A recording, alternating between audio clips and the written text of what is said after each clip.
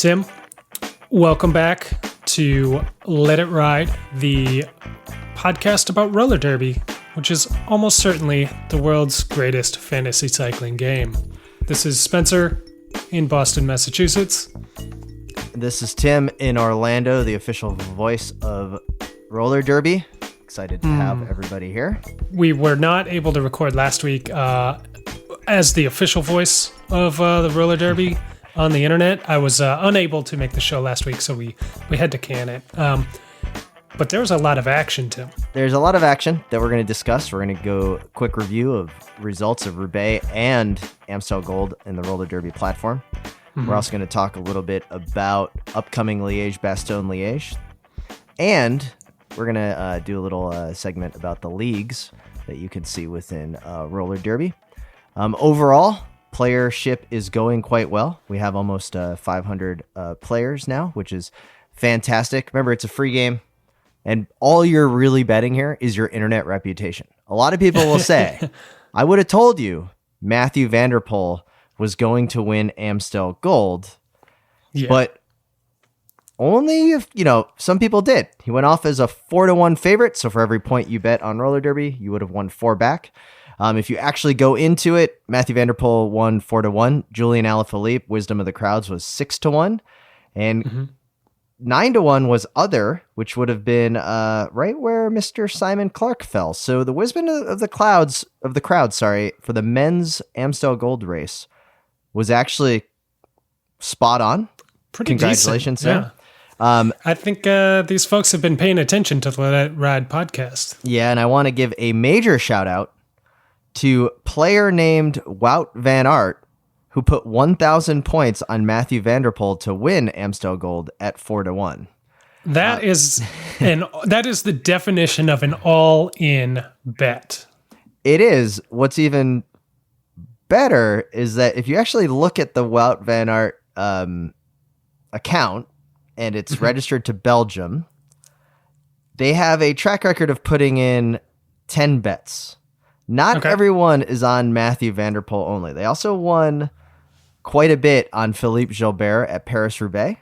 Yeah. So they do have a pretty good track record, but the 1,000 on Mathieu van der Poel to win Amstel Gold was the bet of the season so far. So congratulations to Wout van Aert for taking it all the way. Pretty good. Conversely, we should give a shout out for Amstel Biggest Losers charts. We had Graham, a player named Graham, putting 800, another huge bet, on Sonny Colbrelli at a distant 25-1. I don't even. Do we know what place Sonny Colbrelli got? And I've been scrolling on the Pro Cycling Stats for a while. I haven't come across it yet, but I'll be sure to let you know if I do find it. That is a pretty amazing bet. Good point there. Other ones from Amstel Gold, obviously, Mathieu van der Poel was the first place cyclocross world champion over Wout van Aert and Lars Boom at 1-3. Now that is not a very attractive bet in roller derby parlance because you're putting 3 points on the line to win 1, but it is as close to a sure thing. Yeah, it was. And go ahead. The winner of the women's Amstel Gold, of course. That's where I was going. What is very important about roller derby is that we give full credence to the women's racing. And and this is the first roller derby proposition for the women's racing that was scored by rider rather than by team. Yeah. And what's important here is that the bookmakers did quite a good job with a nice selection of racers to choose from. Annemiek van Vleuten went off 5-1 favorite, 7-1 other, but it was Katarina Niewiadoma of Canyon SRAM at 10-1 who cashed in, and quite a few big winners. ABB Bike Fit at 300 points on Katarina to win was the winner, but they also put 300 on Elisa Longo Borghini to be the biggest loser. So kind of a wash, big hedge. Yeah. Something to point out, Luke, our wizard, the wizard bookmaker, the sidewalk chalk extraordinaire, added quite a few visualizations. So make sure you check individual propositions. Now you can see how individual riders are riding the waves of bets in the parimutuel style. So you can see who started low and who went high. There's You've got a full odds history visualization as well as arrows, trending arrows, if they're trending up or trending down in the rankings, which is great. One last point I want to make about the women's Amstel and the you said the bookmakers did a great job with that. We actually got help from the professional women's peloton on ranking these and setting up these odds. So that is something that we do because of the support we're getting, because there's 500 people playing this. And so tell a friend about Rouleur Derby, get more people involved, and we'll be able to do more stuff like that. We were able to get Abby Mickey, a rider in this women's professional peloton, to help us set the odds, the morning line for this race. Yeah, it's good to have an expert. Let's move on over to Paris-Roubaix. Unfortunately, the ASO did not give full credence to a women's Paris-Roubaix, so we were limited to just the men's racing. Two quick props that I want to bring up, side props. The first was who was going to exit the Ehrenberg Trench. AG2R at 35-1 was the big winner. Quite a lot of people thought that the Wolfpack were going to be it, but I think it was early enough in the race that they were not. Now, the reason I want to bring this up is that the Slow Ride podcast put 10 on AG2R at 35-1. So we were up near the top of the biggest leaders board.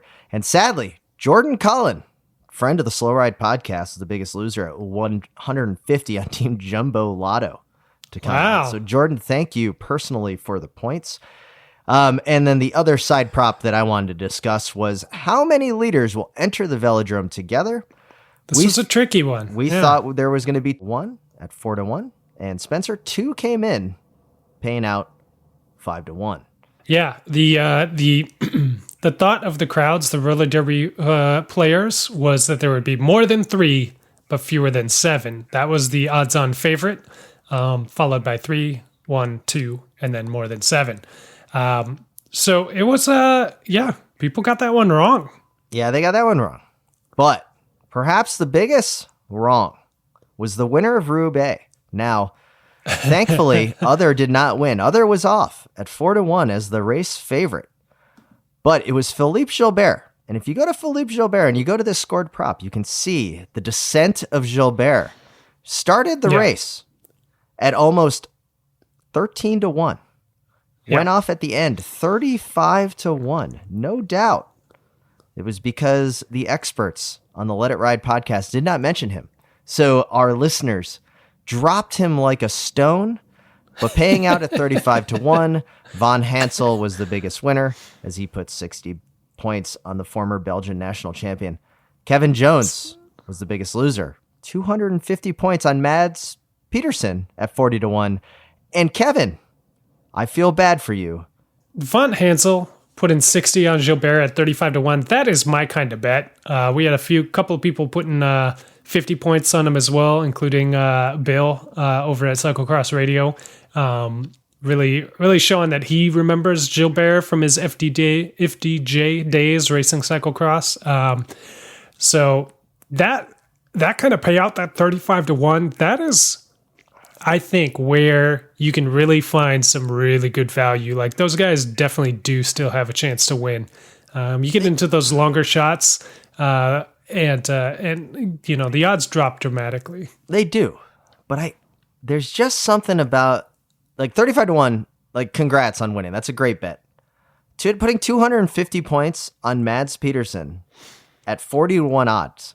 That's going to be a 10,000 point payout when 250 on Mads Peterson. Yeah, that's a big. That's a garbage bet. I mean, 225 on Alexander Kristoff now at 10-1. That's one I could see paying off. Like, that's a bet I might make. I'm not going to go that heavy personally, but I understand the logic there. Yeah. And that was Matt B putting 225, losing 225 on Alexander Kristoff at 10-1. So we are 2 weeks out, Spencer, from the Giro, which means that we are coming fast on the last classic of the season. The fourth monument of the season, Liège-Bastogne-Liège. Yes. Now, this one's tricky. This might be the hardest classic monument to put your points, your internet reputation on the line for, because as far as I'm concerned, it's wide open. It is, but there's the betting lines right now, only about 4,000 points have been put on the race as we're leading into it. So there's still a few days in the line, and the bookmakers just released the odds. So there is a lot here to be had, but what's different about Liège-Bastogne-Liège is that you do get to see maybe a little bit more GC contenders, a little bit more of the rouleurs, if you will, actually have their chance in the sun. Famously, this is where Tyler Hamilton stole my heart many years ago. Julian Philippe is the current odds-on favorite at 5-1. He started as the leader in the clubhouse when it was released. Others at 10-1. Kwiatkowski, 10-1. But let's not forget Alejandro Valverde, currently trending down, but he is at 13-1. I think that's a strategic play from Valverde. You have a bad race at Amstel, you DNF, and all of a sudden your odds go up. You place a bunch of bets on yourself and take that money straight to the bank. So here we are. We're at the Slow Ride Podcast Roller Derby account. We're currently at 1,003 points. So far we've come 3 points ahead in all of our plays. We're a little bit above mid-pack on the game. Spencer, let's play some money. A roller derby on Liège. Liège-Bastogne-Liège. So. Who's going to win? Obviously, Julien Alaphilippe as the favorite. 5-1. Not bad odds. I think those are going to drop, though. I'd like to get a better payout if we can. And I think a solid bet would be last year's podium placed finisher, Michael Woods of VO2 Max fame. Yep. We need to think carefully about how much we want to put on Michael Woods, because he's going to win or is he going to be a big bust?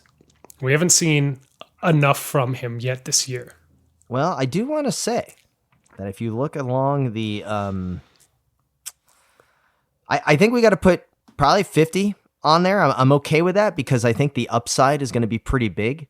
And then I would like to do some hedging along the line, kind of in that same range of rider, and then play the odds game of Liège-Bastogne-Liège with other.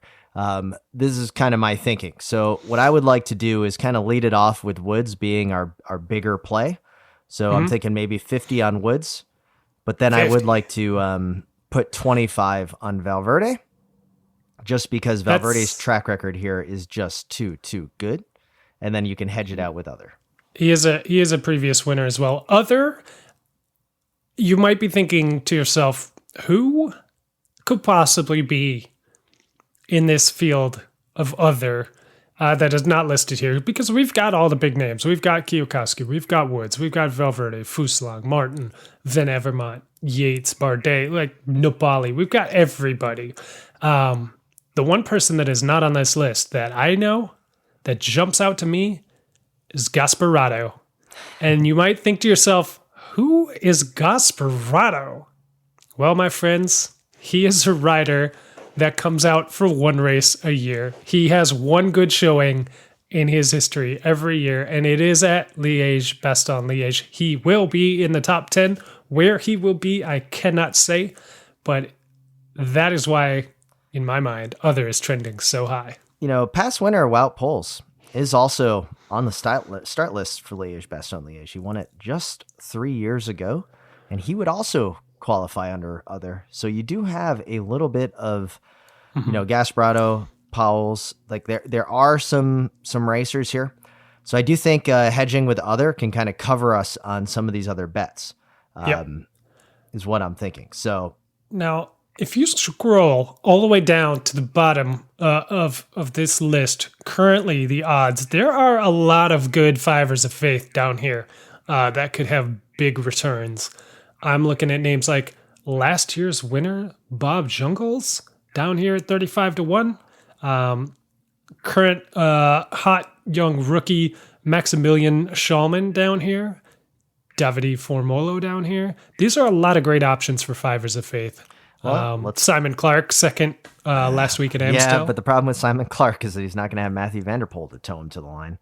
That's probably true. So what I would like to do I also don't think you should go wrong against a guy that just won Paris-Roubaix against the hopes and dreams of many. So let's put some fivers on Philippe Gilbert, Maximilian Schallmann, and Bobby Jungels. Hopefully bringing back the white bib somehow. I don't know how he's going to do it, but it would be great to see. So currently, Spencer, we have 6 bets placed, 3 fivers of faith on Jungels, Schallmann, and Gilbert, 25 on Valverde and other, and then Michael Woods is going to lead us to the promised land with a good 50-spot bet. I'm going to lock this in for our Liège-Bastogne-Liège. You can always see if you can beat us in our spring classics. League, right now, we're actually doing pretty good. And the other open bets, some side props, we always like to pick 1 or 2. Let's go over to the which world champion will finish best at Liège-Bastogne-Liège. We have Michael Kwiatkowski at 2-1. We have Alejandro Valverde at 3-1. Sagan at 4-1. Roy Costa at 20-1. And Philippe Gilbert at 5-1. So there's 5 to choose from. The favorite currently is Michael Kwiatkowski. Yeah, I think that's that's a safe bet. 2-1. I don't like that bet. It's not rich enough for me. Like, I'm not going to risk my internet points for that small of a return, even though it is a safe bet. I think the smart money right now at 5-1 is Philippe Gilbert. And I wouldn't mind throwing a point or 2 at Rui Costa just on a lark. Yeah, let's put so what we're gonna do, let's put 10 on Costa, and we will put 20 on Gilbert. All right, I was thinking 5-1, but 20 and 10, that's fine. Yeah, we gotta have some fun here. Okay, we're in this to win it. No, it's true. We're in this to pay our mortgages of internet points. We're not here to just tool around. All right, as mentioned earlier, Spencer, one of the coolest features of Roller Derby is that there are the leagues. You can play in some of the leagues. You can sign up for the leagues.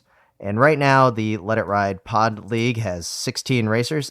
The Super Rookie currently in last place. I just had to take out a loan.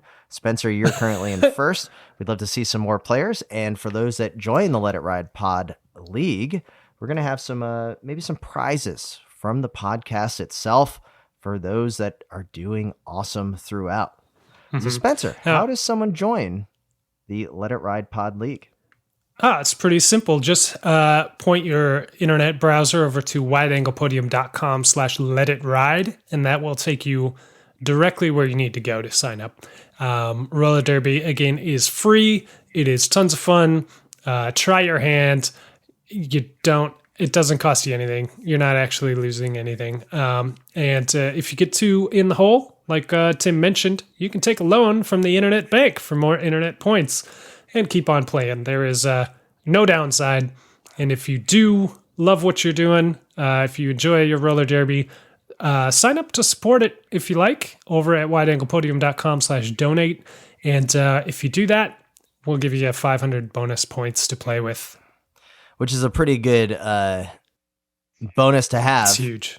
And also, I'm excited for Liège-Bastogne-Liège. But Spencer, we are right around the corner from my favorite prop of roller derby of all time. Will there be a livestock or dog-related crash at the Grand Tour? Fantastic. Less than 2 weeks away. Tell your friends to play roller derby. Head on over to rollerderby.com. Get them to sign up. It's free. It's fun.